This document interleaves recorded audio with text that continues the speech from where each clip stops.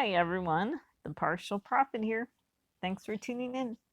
So, actually, today I'm doing something a little different. Usually, I do videos on Bible prophecy, but I wanted to weigh in on the Gabby Petito um, tragedy because I feel like a lot of people are getting it wrong and don't quite understand the situation.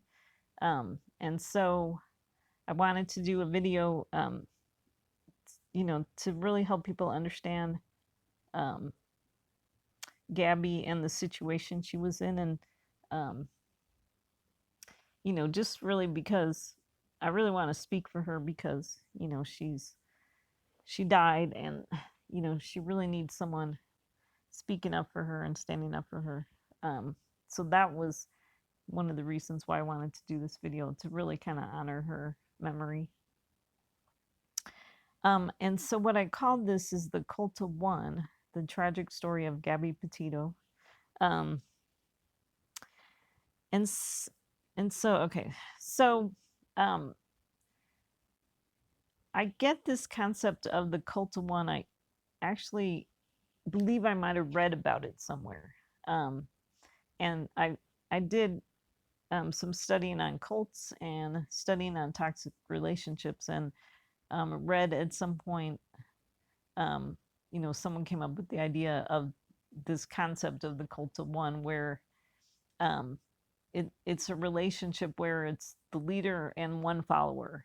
Um, and so I think they called it like the cult of one or something like that. And I feel really bad because I don't remember where I read that, because I really would like to give them credit. um but it was somewhere in reading about cults or reading about toxic relationships.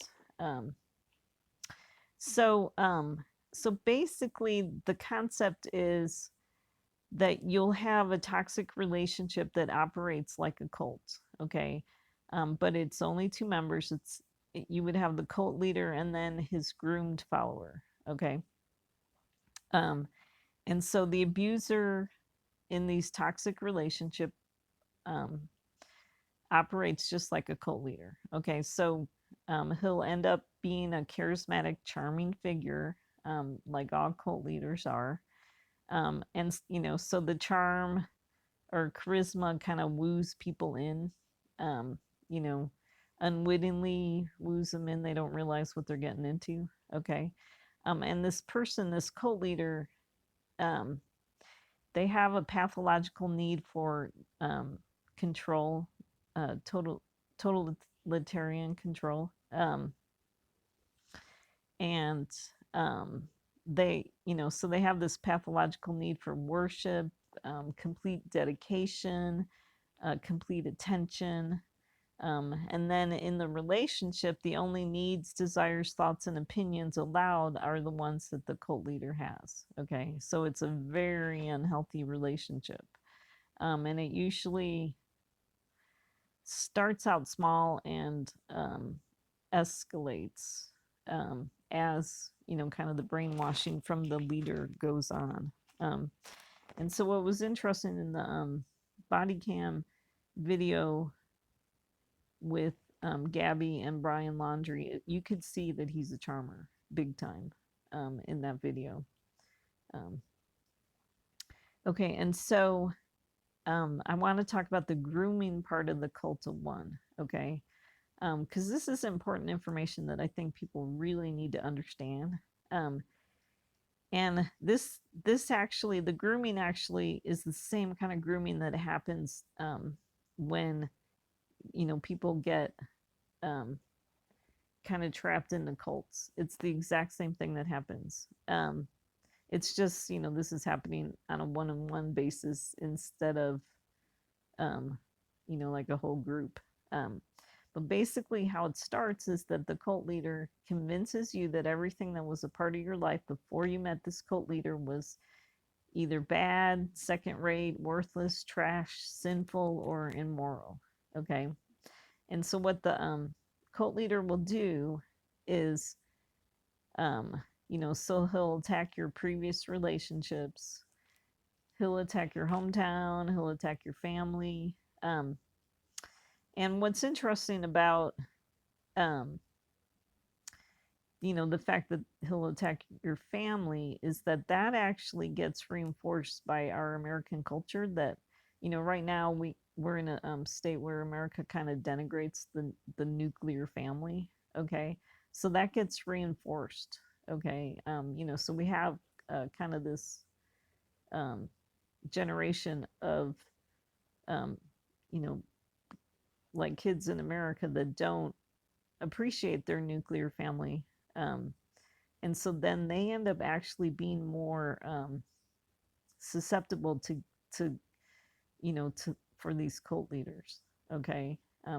Because they don't see the need of, they don't understand or respect their parents' wisdom, that could help them, like stay out of these bad relationships.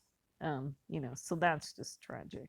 um, and then they'll denigrate um, the person's friends, like say things like your friends are sluts, your friends are idiots, your friends are rednecks, things like that.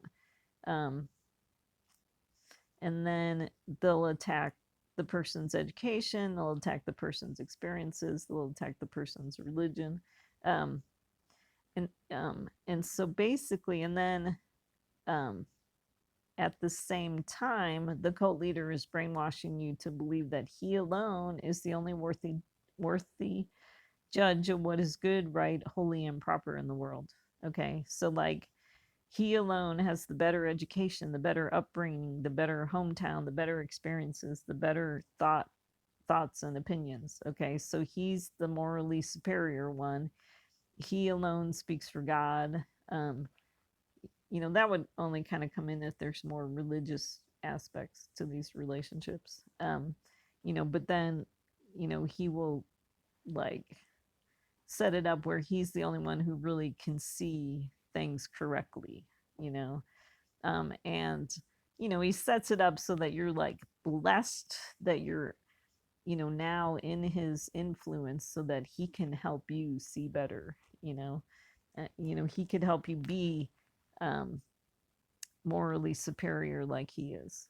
Um, so uh, definitely kind of interesting. And the reason why he does kind of this grooming, the goal is, to knock out the foundation out from under you to make you totally dependent on the cult leader for direction of how to live your life. So what happens is these people end up kind of regressing to a childlike dependency. Okay. And then the goal is also to remove any obstacles to the cult leader being completely your center of attention and worship. So if he, denigrates your previous relationships and your family and stuff like that, then you don't have anything else in your life that has any meaning. And so then your whole focus turns to the cult leader. Um, and so that ends up being the hook. Okay. So now then what happens is your whole foundation is gone. Anything, that you used to depend on, or, you know, um, anything that you were used to is, just all of a sudden you can't depend on that. And, so now you end up, you're totally dependent on the cult leader, and you're now what you need is atonement for your past sins and forgiveness for your past sins and acceptance, for who you are, even though you have this really bad, childhood and hometown and education and experiences and all that kind of stuff. So that hooks you in. And so that's why it's important for people to understand with Gabby why it wasn't so easy for her to just, like break up with this guy and go home, because she was hooked in. Okay. Um, and so a lot of people in these types of relationships, they get hooked in, and it's hard for them to leave, and especially because of the brainwashing, they get dependent on the leader, and it seems to them like they have nowhere to go, and even to the point where they have no one else to go to for help and advice. Okay, because they're all focused on the cult leader. And so with the cult of one of the goals that the cult leader does is tries to get you isolated. Okay, he tries to separate you from your family and friends, and so one way he does this is emotionally, by denigrating them, saying bad things about them, so that you won't turn to them, for advice. And then, many times it's physically, he'll move you to another town, state, across the country, which is what happened with Gabby and Brian. They went from Florida all the way to the West, and really kind of like they were doing national parks and stuff like that. So it was really in the middle of nowhere, So he really did get her isolated. Um, and so what was interesting is the Jim Jones cult is that he moved his cult to Guyana, which is in South America. I mean, just, in the middle of nowhere. Okay, so he really got them isolated. And they couldn't even really like escape anywhere because, um, they would have to fly back or something like that. And I think he even had guards around his um, land that he had there. And so what this does is it isolates you so you don't have anyone outside of your relationship to help you with checks and balances on the cult leader's beliefs and behavior. Um, so then you're just completely dependent on the cult leader.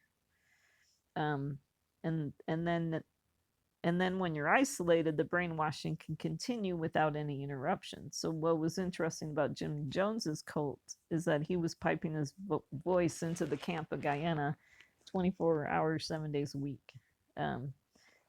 So just, really crazy behavior. And, what was interesting with Gabby and Brian, I mean, what was sad too is that, they were in a van together, 24/7, doing sightseeing and stuff. So he definitely did have a lot of time to, really, continue his brainwashing. And then also with the cult of one is, and this is the part that makes it so bad, is the abuse. Okay.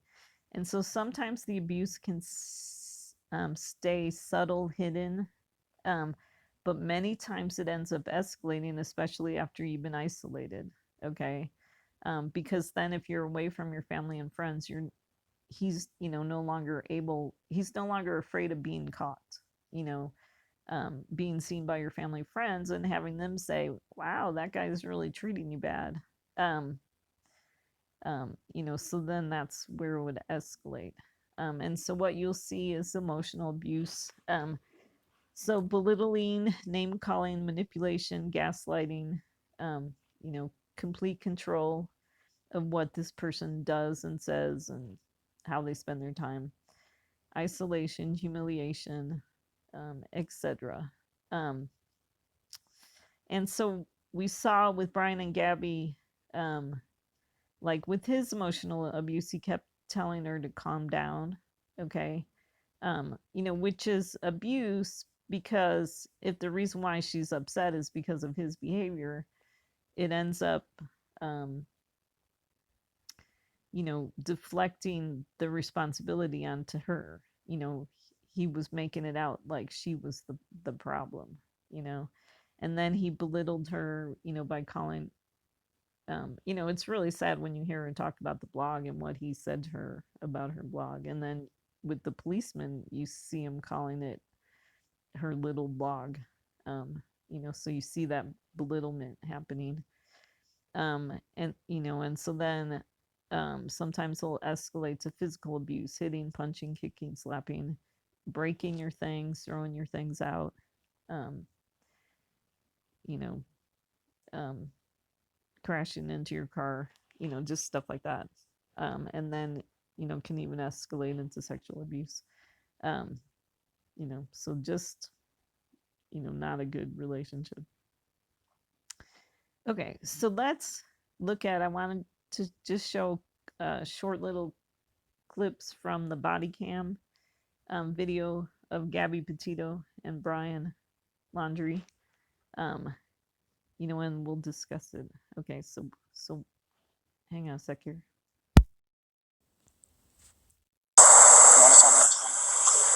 Yeah, I don't know. It just some days I have really bad OCD, and I was just cleaning when he was painting up back of the end before, and I was apologizing to him and saying, I'm sorry that I'm so mean, because sometimes I have OCD and sometimes I just get really frustrated. Not like mean towards him. I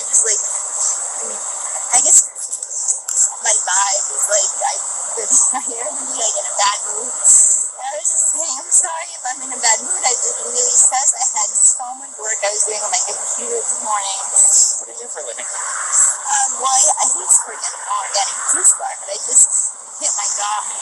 Okay. I was a nutritionist. That was my job. Cool. And I just quit my job to travel across the country. And I'm trying to start a blog. Okay. Have a blog. So I've been building my website. I've just been really stressed and I didn't really believe that I could do any of it. So that's kind of been like I don't know, he's like down there. I don't know, we've just been fighting all morning and he wouldn't let me in the car before. And then why wouldn't he let you in the car? Because of your OCD? Told me I needed to calm down. Yeah. But I'm perfectly calm. I'm calm all the time. And he really stresses me out. And this is a rough morning. Well, why don't we do this? Why don't I sit you down in the back seat of my car? You're not in any trouble, okay? I'm not going to be putting handcuffs on you. You obviously don't have any weapons. I'm going to get you into the air conditioning, let you take a breath, relax a little bit, and then I'll come back and talk to you in a few minutes, okay? Okay. All righty.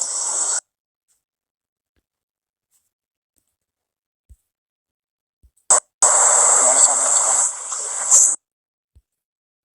on? Okay. Okay. So that was Gabby. Okay. And so I don't know if you saw, but she was taking all the blame and responsibility. Okay. And so she was mentioning her bad OCD. So she seemed kind of like apologetic that it was bad that she wanted things cleaned and organized. So what's interesting about OCD is that OCD is an anxiety disorder.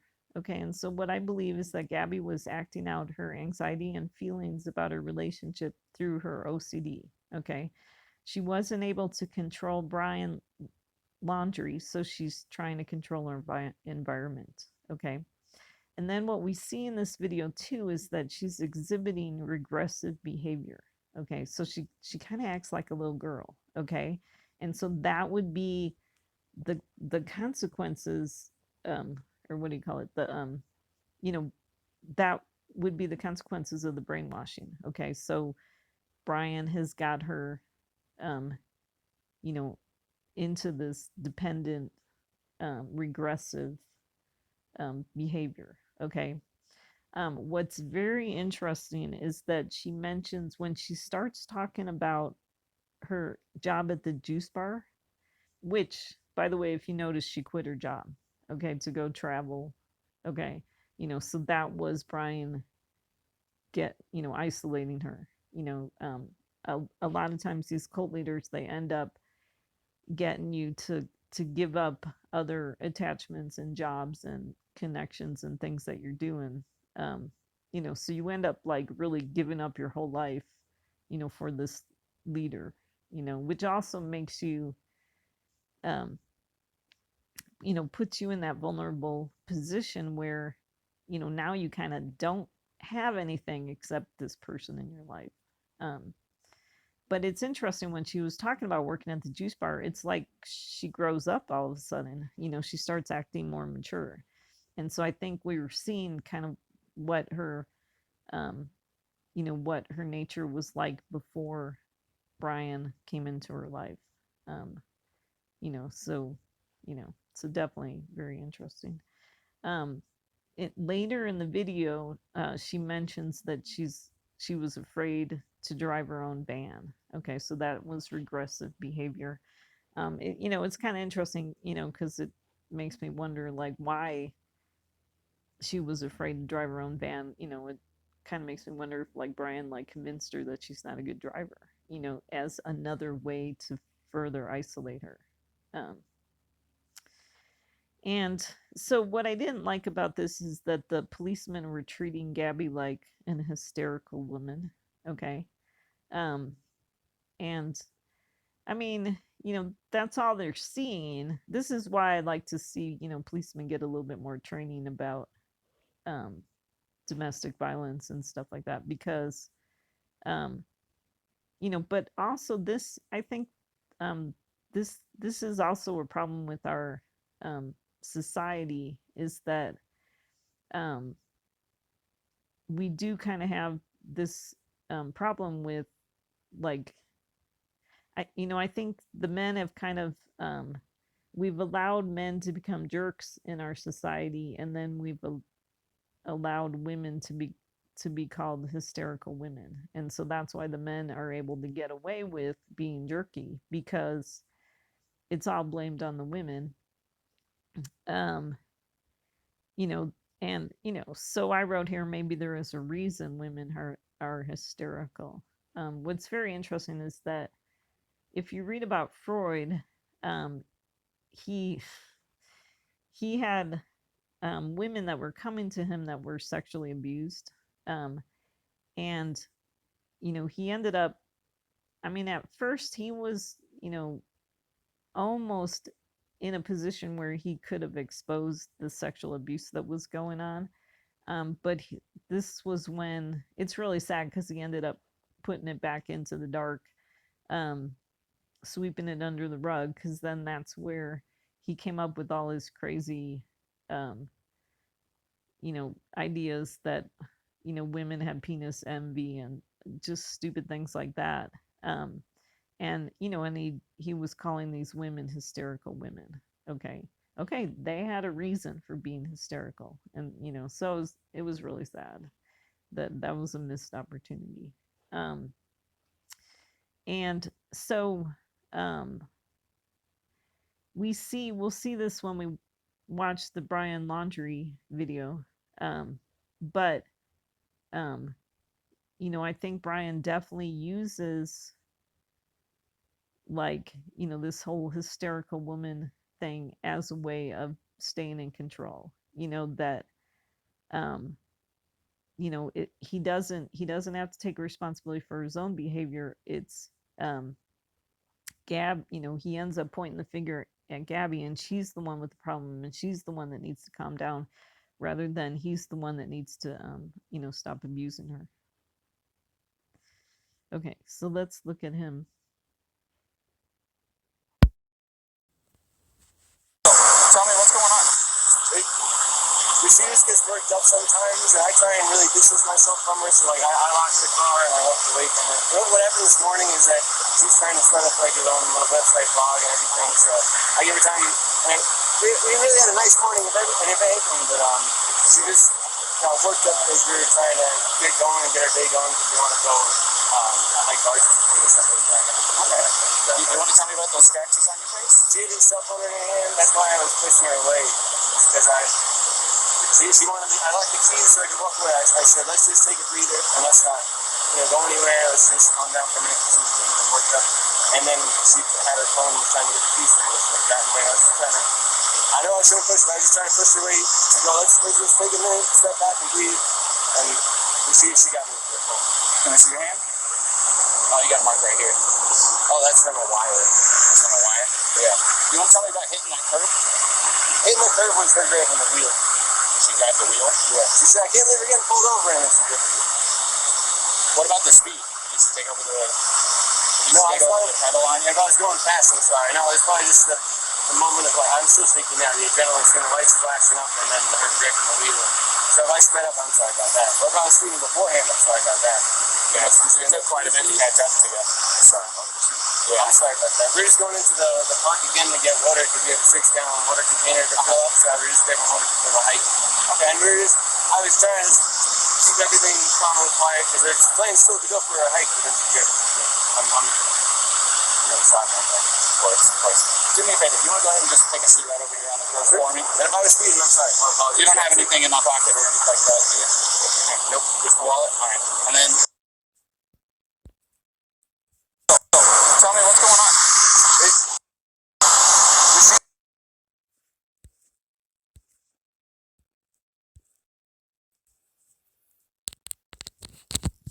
Okay. So that was Brian.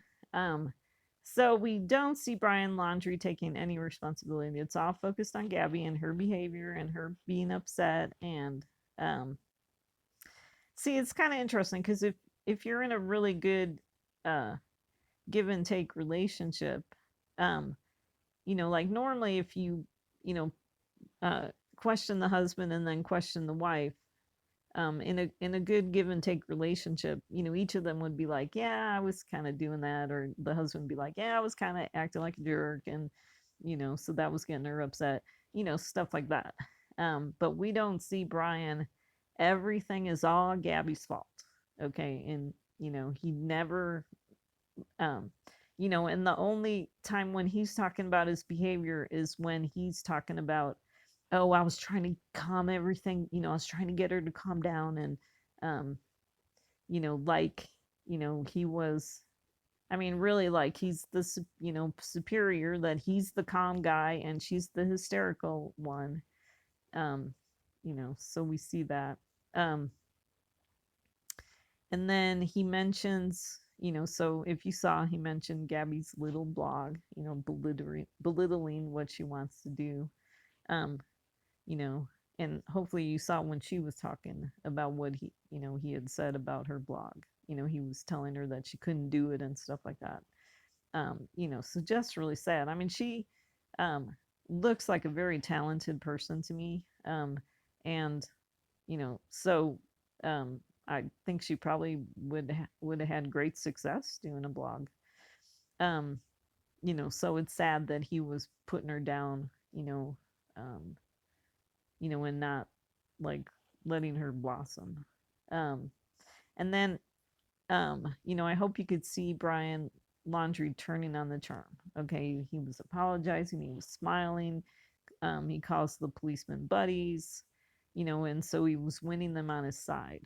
Okay, so this is the problem that you have, is that these cult leaders are charmers. Okay, and so the deck is stacked in their favor. Okay, and then we see Brian really acting like the victim in this situation. Okay, it's all Gabby; she's the hysterical one. And then we see the policeman getting caught up in his charm. Okay, and so that's just really sad. um, and so so what's really sad is, if you watch the whole video, the outcome of it, Brian Laundrie ends up getting rewarded by the police with a hotel room. Okay, and so you actually see him all giddy when they drop him off at the hotel. Okay, and so it's almost like um, he gets rewarded and then she gets punished. They just send her off on her own. Um, what I would have liked to have seen is, they really needed to get, I like, kind of, I mean, I don't, this is kind of in the middle of nowhere, but and so I don't even know how far away the police station was or anything. It would have probably been really helpful to have like Gabby and Brian in separate um rooms at the police station, where they could have really questioned them. I mean, the thing is there wasn't, the policeman didn't really see anything, like, didn't really see anything really bad behavior to, like, drag him in or anything like that. Although they were going to, charge Gabby with domestic violence or whatever. But then he changed his mind. Um, and so we saw how, I mean, if you watch the video, you see how the police definitely get pulled into Brian's charm, so much so that, it's the policemen start identifying with Brian, because the one policeman is talking about, oh yeah, I've been married 5 years, and so like he could relate with, a hysterical wife kind of thing. Those wives are always getting so emotional. um you know so definitely sad. and so one very unfortunate circumstance is that only Gabby's wounds on Brian are visible. So we've seen on the news where there was a 911 call where someone had called in and said they actually saw Brian like slapping Gabby and stuff. And see, this is the thing with these cult leaders and abusers is, many times they sometimes know like how the type of behavior they can do, like how to do enough, to do the abusing that you want, but not enough to get in trouble. Okay. So, you know, um, and so that was what was really unfortunate about this encounter with the police is that, when the police pull up, they see Gabby being hysterical. They didn't see what led up to it, and they only see wounds on Brian. Okay. So it did lead them to, you know, the the false conclusion. Okay. So what I believe what was happening between Gabby and Brian is that I think Gabby was fighting for her very existence. Okay. She was trying to blossom with her blog, and he was working, and Brian was working hard to keep her down. Okay. Um, and so, I mean, it's kind of sad because really, because of his brainwashing, she was already kind of like living a type of death. Okay. But but she was like kind of fighting to survive. Okay. And maybe like, since she quit her job, like maybe was looking for, just something else to spend her time doing instead of making her life all 24/7 about Brian. Okay. And he was trying to keep her from doing that because, he wanted, 24/7 attention from her. Um, and so so basically what was happening is that Brian's control, his totalitarian control, was now being threatened. Okay. She was starting to fight back. Okay. um and and so what I wrote is that it's sad that the police only saw the results of Gabby's desperately fighting back. Okay. I mean, that's what I believe, is that she was starting to get desperate. Okay. But then the thing was, because he was trying to keep her down, and then the thing was is that he was getting desperate because, he was losing control over her. Okay. And so then so then it's just really sad because then it escalated to where, he ended up killing her, I believe. Um, and which, happens a lot in these cult of one, because basically with the cult leader, many times they're like, um, if I can't have you, I don't want anyone else to have you either. So it's either I have complete control over you, or nobody has, has control over you. Um, so, um, and so, it's sad because we end up seeing the victim many times ends up being cast as the perpetrator. So it was really kind of a missed opportunity of the policeman. um, and and so one of the reasons why I wanted to do a video like this is like for family members, if you see your family member, regressing, if you see, kind of this isolating, um, if you see your family member like giving up everything for this person, those are red flags, and that's when you need to, just like, see if you could do some type of intervention. Um, the thing that makes it hard though is that there's this whole kind of victim mentality that the cult leader has. Because we saw that with David Koresh, where they sent, like, what was it, the FBI and stuff like that. It ends up only feeding kind of the cult leader's martyr complex. Okay. So it's a very delicate situation. Um, so it's just a tragic story. And so I wanted to just do a video on it because some of the other videos I saw, um, they were really kind of minimizing like Brian's behavior. Okay. Like if you don't understand that there was brainwashing and control going on, um, then um, it's, I mean, people were just kind of minimizing this interaction with the police as like, well, it's just a fight between, boyfriend, girlfriend, or whatever, and it's just, to me, I saw it as much more of, um, I mean, they were fighting for like 2 days. Okay. So, um, you know, I think Gabby was very desperate.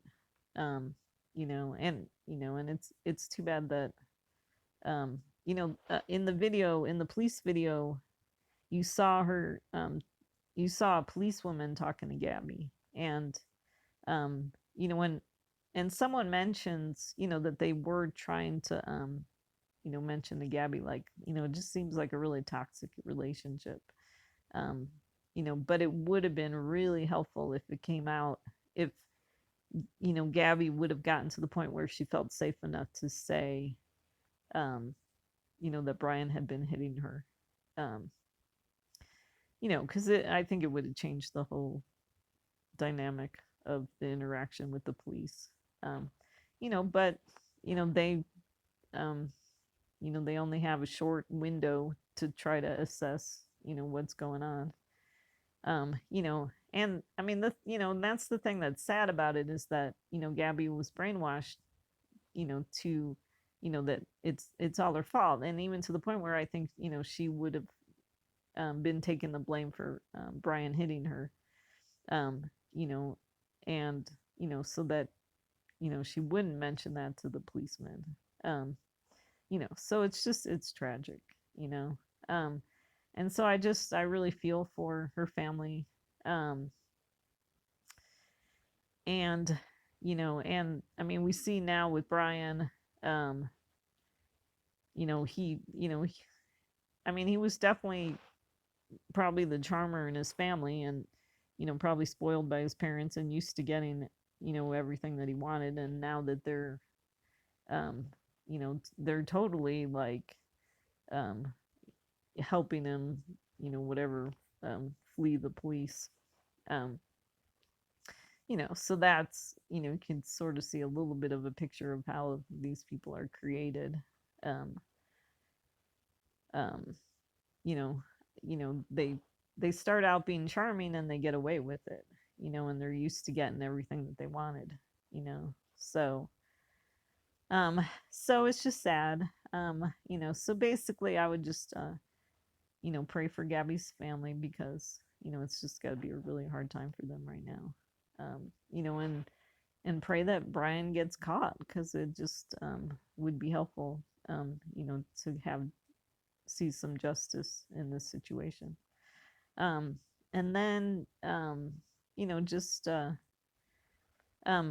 just really kind of went over this information like really quick, but I think it's really helpful, information for people. Like, it's too bad that we don't, maybe, I don't know, have classes for women about this. Um,